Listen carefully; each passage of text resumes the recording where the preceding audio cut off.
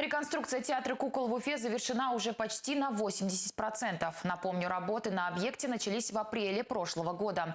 За это время площадь здания увеличилась в 2,5 раза, а перед входом строители возвели амфитеатр. О том, что еще изменилось, расскажет моя коллега Диана Гайнуллина.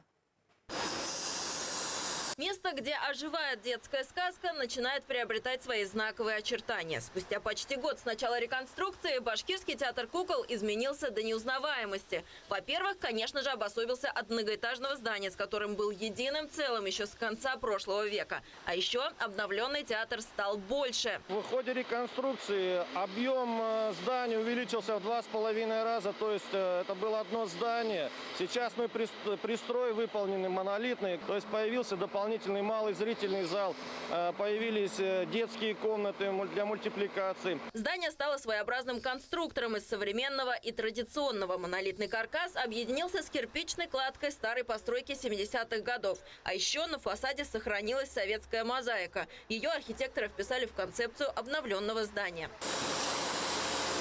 Появились на фасаде яркие красные окошки. В них будут сидеть фигурки в виде героев башкирских народных сказок. Любой театр начинается с вешалки и билетной кассы. Здесь посетители смогут купить билеты и отправиться в зрительный зал. А вот и святая святых. Пока на этой сцене строители, но уже совсем скоро их заменят актеры. До их возвращения на главную сцену сердце театра предстоит полностью обновить. Для этого даже пригласили специалистов из Кирова. На сегодняшний день здесь ведутся работы по монтажу сценического оборудования. Они здесь уже практически завершены.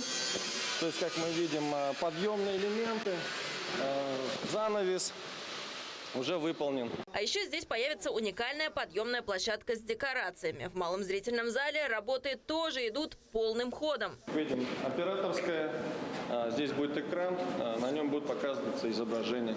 Собираться на выступление актерам будет комфортнее. Гримерок стало больше, а в каждой из них установят кондиционер. Жара теперь им не страшна. Появятся и звуковые оповещатели, которые будут подсказывать, что пора на сцену. Практически здесь уже все к завершению. Остается, ждем напольное покрытие и входные двери.